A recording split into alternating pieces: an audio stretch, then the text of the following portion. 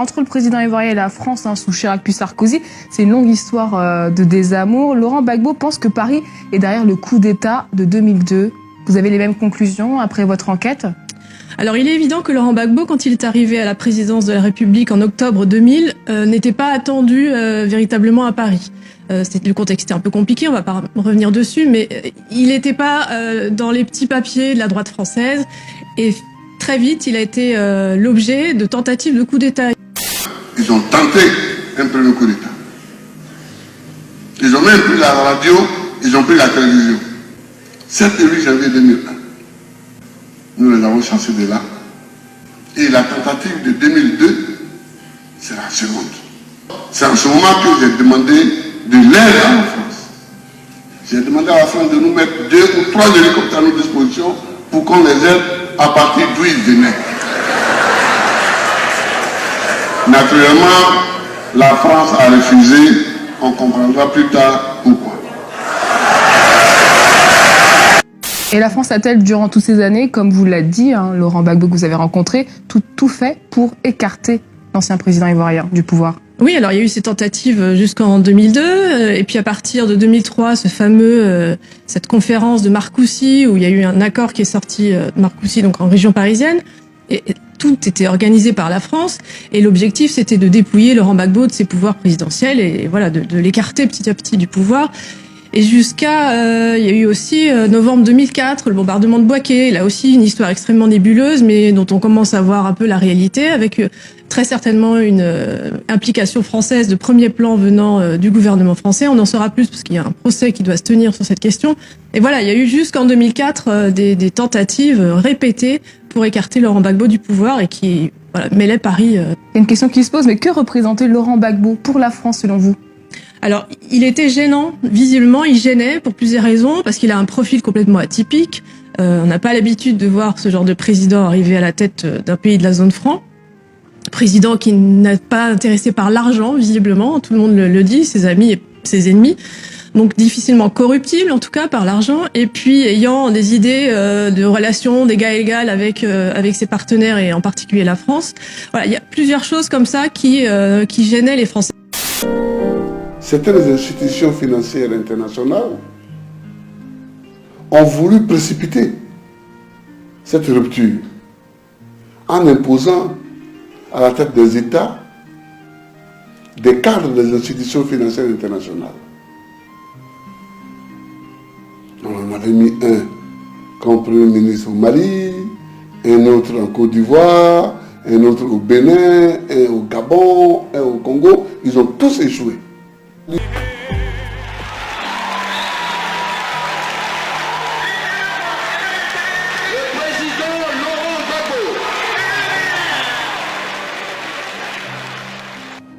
Je pense qu'il y a des hommes en Côte d'Ivoire, des hommes et des femmes, dont l'existence politique ne repose que sur les liens qu'ils ont avec l'étranger.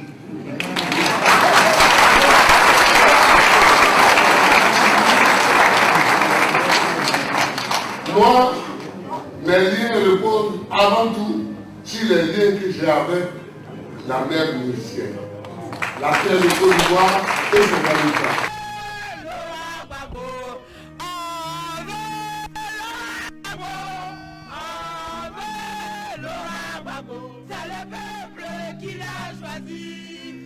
Moi, peut-être qu'ils ne m'aiment pas, je l'admets, mais je ne cherche pas à être aimé par eux.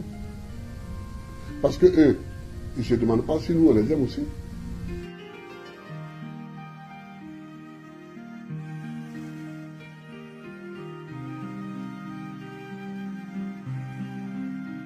En 2006, Laurent Gbagbo affirme avoir dit à Chirac « Je ne suis pas votre sous-préfet ». Vous pensez, comme lui, qu'il a payé le prix de son indépendance aujourd'hui?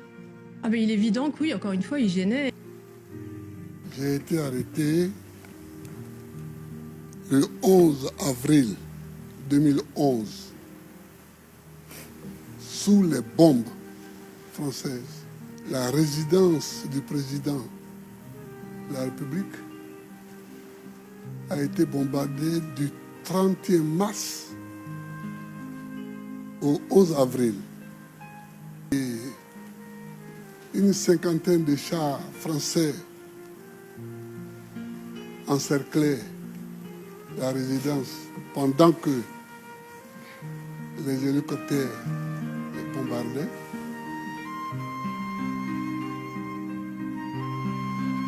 C'est dans ces conditions-là que j'ai été arrêté. J'ai vu devant moi mourir mon ministre de l'Intérieur, Tagro. J'ai vu mon fils aîné, qui est encore détenu en Côte d'Ivoire. Je ne sais d'ailleurs pas pourquoi on l'a arrêté. C'est peut-être parce qu'il est mon fils. Je l'ai vu battu. J'ai vu mon médecin personnel qui était avec moi, le docteur Blé, qui est encore à Korogo. Je l'ai vu battu et j'ai cru même qu'il allait mourir, mais Dieu merci, il n'est pas mort. Mais Tagro a eu moins de chance, le ministre de l'Intérieur. C'est l'armée française qui a fait le travail. Et le 13, l'ONUCI m'a transféré, enfin nous a transféré, moi et mon médecin personnel, nous a transféré à Korogo, à peu près à 600 km au nord de la Côte d'Ivoire. J'étais logé dans une maison, mais je ne voyais pas le soleil. Je ne savais ce qui se passe dans le ciel que quand il pleuvait sur le toit. L'enfermement, sans pouvoir marcher, sans pouvoir voir le ciel, sans pouvoir sortir, a fait que j'ai eu de nouvelles pathologies, en plus de celles que j'avais déjà. Sur mon transfert à La Haye, madame, moi, je suis toujours surpris par certains comportements. Si on me dit, Gbagbo, tu vas aller à La Haye, je monte dans l'avion, je viens à La Haye. Mais là encore, on nous a trompés. On m'a appelé, on me dit que je vais rencontrer un magistrat à Korogo dans le cadre de je ne sais plus quelle affaire. On a attiré mes avocats là-bas. Et pendant qu'on discutait, le juge d'application des peines est arrivé avec un papier que je n'ai d'ailleurs pas lu. Voilà le mandat d'arrêt. Donc, immédiatement, il faut qu'on fasse une séance. Ils ont improvisé là, alors que mes avocats n'étaient pas préparés à ça. Alors que moi-même, je n'étais pas préparé à ça. Ils ont improvisé là une séance de jugement pour que la Cour donne son autorisation à mon enfermement. Madame, je ne regrette pas d'être là, je suis là, on va aller jusqu'au bout. Mais je vais dire qu'on peut faire les choses de façon plus normale. On n'a pas besoin de se cacher. On n'a pas besoin de... J'ai dirigé ce pays pendant 10 ans, je n'ai pas fait ça. Je n'ai pas fait ça.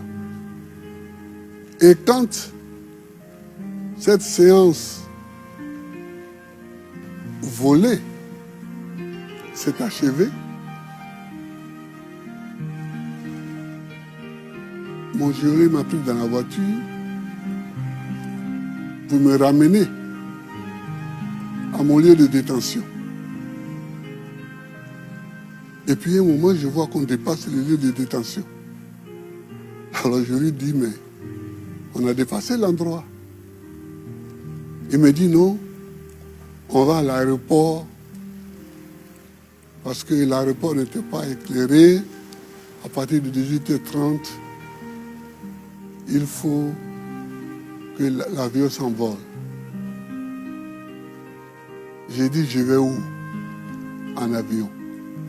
Il n'a même pas eu le courage de me dire, vous allez à La Haye.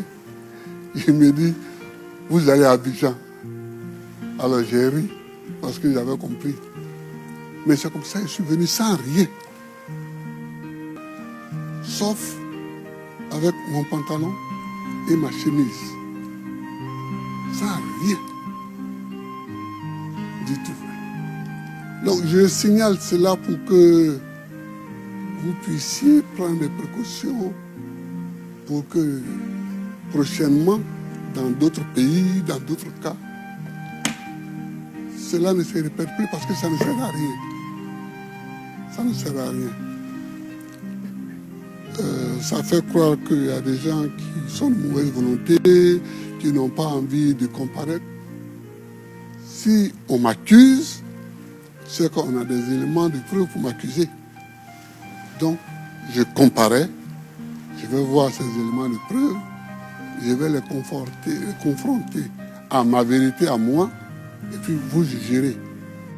231 journées d'audience, 82 témoins, des milliers de documents étudiés et surtout 8 ans de détention pour Laurent Gbagbo pour en arriver à un acquittement. Le président ivoirien Laurent Gbagbo. L'acquittement a donc été prononcé pour Laurent Gbagbo et pour Charles Blé Goudé. C'est un acquittement à la majorité.